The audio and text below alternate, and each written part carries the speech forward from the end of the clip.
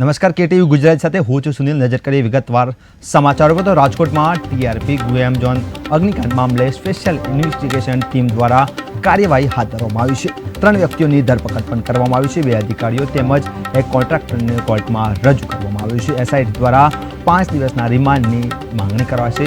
ધરપકડનો કુલ આંક 15 પર પહોંચ્યો છે. જી હા, કહી શકાય કે ટીઆરપી ગેમ ઝોન મામલે વધુ 3 આરોપીની ધરપકડ કરવામાં આવી છે અને કુલ આરોપીનો આંક 15 પર પહોંચ્યું છે. તો સ્પેશિયલ ઇન્વેસ્ટિગેશન ટીમ દ્વારા કાર્યવાહી હાથ ધરવામાં આવી અને કહી શકાય કે અગ્નિકાંડના કારણે અનેક પરિવારજનોએ પોતાના સ્વજનો ગુમાવ્યા હતા અને આ મામલે કડક કાર્યવાહી હાથ ધરવામાં આવી છે. ત્યારે વધુ 3 આરોપીની ધરપકડ કરવામાં આવી છે.